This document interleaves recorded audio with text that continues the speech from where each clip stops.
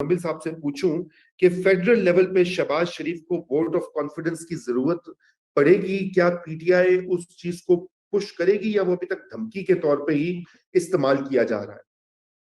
देखिए, कैलकुलेशन की बात यह है कि अगर एमक्यूएम नहीं भी वोट डालती पर शहबाज शरीफ को, तो फिर भी शहबाज शरीफ सेफ हैं। आप जी। बात इस वक्त जो कौमी असम्बली की अगर इस वक्त जो कौमी असम्बली की पोजीशन है, उसके मुताबिक 328 का हाउस है इस वक्त, और उसमें 169 चाहिए अक्सरियत के लिए, और 176 हैं पीडीएम के पास एमक्यूएम डाल के। एमक्यूएम के 6 वोट हैं इस वक्त, वो निकल भी जाते हैं तो वो 170 पे खड़े होंगे। तो इसलिए ये सवाल के जो उम्मीदें हैं कि एमक्यूएम जो है वो यूं कर लेगी तो फिर यूं हो जाएगा, वैसे तो मेरा ख्याल है कि एमक्यूएम उस सतह तक नहीं जाएगी कि वो वोट ना डाले।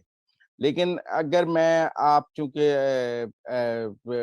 डेविल्स एडवोकेट हैं पीटीआई की तरफ से, तो मैं डेविल्स एडवोकेट की थ्योरी को मानते हुए वो ये बात मान लेता हूँ एक लम्हे के लिए कि एमक्यूएम ने एतमाद का वोट ना देने का फैसला कर लिया, तो फिर भी जो है वो एतमाद का वोट ले लेंगे और उसमें कोई इशू नहीं होगा। मैं ये नहीं कह रहा कि उन्हें राजा रियाज के वोटों की जरूरत होगी, वो पार्लिमानी लीडर हैं। मैं आपको कोई मुर्तजा सोलंकी साहब की तरह को आइन भी पढ़ के नहीं सुनाना चाहता कि कौन सी क्लॉज के तहत वो दे सकते हैं और कौन सी क्लॉज के तहत वो नहीं दे सकते, क्योंकि जब से हमारे यहाँ जुडिशियल एक्टिविज्म आया है, तब से रीराइटिंग ऑफ द कॉन्स्टिट्यूशन भी आ गया है। एक फैसले में आपने पार्लिमानी लीडर कह दिया, एक फैसले में आपने पार्टी का सरबराह कह दिया।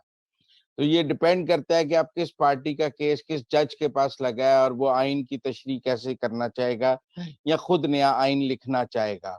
तो इसलिए मैं उस पर ज्यादा नहीं कमेंट करता। मैं समझता हूँ न्यूमेरिकली शहबाज शरीफ सेफ है और मरकजी हुकूमत के को कोई खतरा नहीं है। और ये ह्यू एंड क्राई जो सोशल मीडिया से इम्प्रेस होकर आप भी सवाल कर रहे हैं, उसमें कोई नहीं, वैसे देखिए इतनी मेरी बात ना हकीकत करिए नहीं है। ना। देखिए, एक पूरी थ्योरी है, मेरी नहीं है। बाय द वे, ये मेरी थ्योरी थी। मैं आपको बड़ा वाजे कर दूं और डिस्क्लेमर दे दूं, बहुत से लोगों की ये थ्योरी है कि उनका ये कहना है कि ये अव्वल दिन से ये सब एक मंसूबा बंदी के तहत हो रहा है। जिस तरह से इमरान खान साहब को जब फारिग किया गया तरीके अदम एतमाद के बाद, ये अक्सर लोगों का ख्याल था कि जी घर बैठ जाएंगे, बाहर चले जाएंगे, ठंडे हो जाएंगे।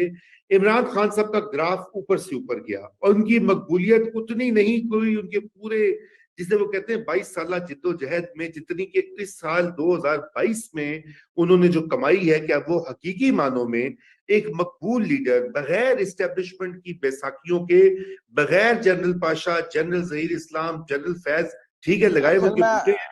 असल में आदिल, आप मेरी अब मेरी बात सुन ले, नहीं नहीं मेरी बात सुन ले। मुझे और भी पूरा वक्त देंगे आप। और वो जो मंसूबा बंदी है वो मकबूल भी हुए। अब पंजाब उनके पास उनको दिया गया उनकी झोली में। अब पंजाब उन्होंने, अगर फर्ज कीजिए कि ये 2 इलेक्शन पहले हो जाते हैं, तो पंजाब की तो हुकूमत, वो पंजाब में अगर वो अपनी गवर्नमेंट दोबारा बना लेते हैं काफ के साथ या खुद से, तो फिर तो अगले 5 साल तो वो पंजाब तो उनके पास चला जाएगा, ऊपर जो मर्जी होता रहे। तो ये जो है ना, ये थेरी जो है ना, ये मेरी नहीं है, ये बहुत सारे हमारे सीनियर मुफस्सिरीन की थेरी है कि कुछ ऐसे हलके मौजूद हैं पाकिस्तान की इस्टेब्लिशमेंट में जिन्होंने अभी तक इमरान खान साहब का साथ नहीं छोड़ा। रिफतुल्लाह औरंगजेई भी उन हलकों में शामिल है। केपी के जो वोटर है ना, यानी कि आप जो वोटर्स है ना, आपने ये सारा सिलसिला शुरू किया है इमरान खान प्रोजेक्ट का, और अब ये बाकी पूरे मुल्क में ये फैल गया है। तो मुजम्मिल साहब, ये एक, मैं आपको काउंटर व्यू मेरा नहीं है, मैं बार बार इसको वाजे कर दूं, ये आप मुझे इस पे ऊपर तबसरा करें जरा। देखिए, मैं आप पहली बात तो आप ये कह रहे हैं कि वो अदम एतमाद के बाद उनके ऊपर कोई आशीर्वाद नहीं था और वो अपने तौर पे सारा कुछ कर रहे थे। तो मैं आपकी इस थ्योरी से एग्री नहीं करता, क्योंकि अब तो परवेज इलाही साहब ने भी ऑन रिकॉर्ड कह दिया कि बाजवा साहब नहीं चाहते थे कि इमरान खान साहब गिर जाएं मुकम्मल तौर पे, और वो हम्म। पंजाब की हुकूमत उन्हें दिला रहे थे। और हम्म। हमने जो अदालती फैसले पंजाब हुकूमत के लिए देखे, उसमें हमें आपको समझ आनी चाहिए कि अगर बाजवा साहब परवेज इलाही को कह रहे थे इमरान खान के साथ चले जाओ, तो फिर जजों को नहीं कह रहे थे कि इमरान खान की पंजाब हुकूमत बचानी है, कि वो जजों को कह रहे थे कि इमरान खान की पंजाब हुकूमत आपने नहीं बचानी, और परवेज इलाही को कह रहे थे कि आपने साथ जाना है। दोनों तरफ से बचा रहे होंगे ना, कॉमन जी सेंस जी की बात, ठीक है ना। तो लिहाजा आपका ये कहना है कि जी इमरान खान के ऊपर कोई आशीर्वाद नहीं था वोट ऑफ नो कॉन्फिडेंस के बाद, सबको पता है जनरल बाजवा अपनी तौसी के लिए एक डबल गेम खेल रहे थे। एक तरफ वो उन्होंने पीडीएम पे भी हाथ रखा हुआ था, उनकी मरकजी हुकूमत वो नहीं गिरने दे रहे थे, इमरान खान के लॉन्ग मार्च हर चीज की वजह से वो हुकूमत नहीं गिरने दे रहे थे, और दूसरा इमरान खान को भी नहीं गिरने दे रहे थे। ऐसे में इमरान खान से वो आइडिया फ्लोट भी करा रहे थे कि अगले इलेक्शन तक तौसी दे दी जाए, तब तक आर्मी चीफ ना लगाया जाए जब तक मुल्क में इंतखाब ना हो। तो इसलिए मैं आपकी इस थ्योरी से तो नहीं मानता कि इमरान खान ने वोट ऑफ नो कॉन्फिडेंस के बाद जो कुछ किया है उसमें उसके ऊपर आशीर्वाद नहीं था, या एस्टेब्लिशमेंट उसके सर पे नहीं खड़ी थी, या वो किसी बगैर सहूलतकारी के वो सारा कुछ कर रहे थे। उन्हें मुकम्मल सहूलतकारी भी मौजूद थी और सब कुछ मौजूद था। तो मैं, और ये बात अब चूंकि मैं तो कह नहीं रहा, ये तो परवेज इलाही ने भी कह दी है, और ये उन जगहों पर से भी आ गई है जहां ये बताया गया है कि जनरल बाजवा जो है वो चाय में मुकम्मल केक रस डुबोकर खाते हैं, आधा केक रस भी बाहर नहीं रहने देते। तो वहां से भी पता लग गया है कि ये जो है वो कितनी सहूलतकारी कर रहे थे। ठीक है, अच्छा, ठीक है, ठीक है, ठीक है ठीक ना। है, ठीक है।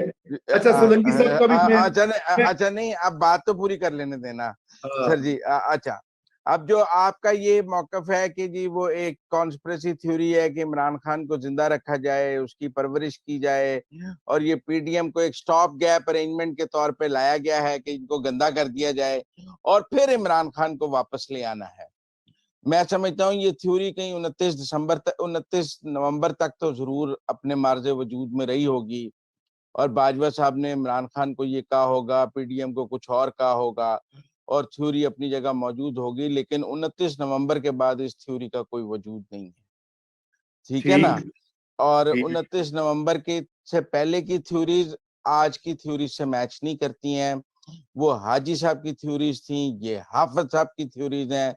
तो हाजी और हाफिज का फर्क आप बहुत वाज़ेह अपने ज़हन में रख कर बात किया करें, अच्छा ठीक है ना। ठीक है। सोलंकी साहब, आप मुझे ये बताइए कि ये जो मुजम्मिल साहब कह रहे हैं, आप इनसे इत्तेफाक करते हैं? या और जो मैंने आपको पहले एक दूसरा पर्सपेक्टिव जो दिया, आप किस हद तक उससे इख्तलाफ या इत्तेफाक करते हैं? जी। देखें, ये जो एतमाद के वोट में जो परवेज इलाही को जो कामयाबी हासिल हुई है, उसकी जिम्मेदारी पंजाब की जो मौजूदा अपोजिशन है, जो कि कुछ घंटों बाद गायब हो जाएगी, उन पर है, और सबसे बढ़कर मुस्लिम लीग नून की क़यादत पर है। बिल्कुल। आप इस पर सिर्फ इस्टेब्लिशमेंट को मुर्दे इल्जाम नहीं करार दे सकते। अगर इतना अरसा हुकूमत चलाने वाली पार्टी जिसकी वफाक में हुकूमत हो, वो एक मेंबर जो है उसको कम नहीं कर सकती, तो फिर आप जो है वो सिंधी में कहते हैं कि पुजे पाण खां कोन थुक लानत गुडन ते, चला खुद से ना जाए और मलामत जो है वो घुटनों पर। तो इसमें घुटनों का कोई कसूर नहीं है, आपसे खुद चला नहीं गया।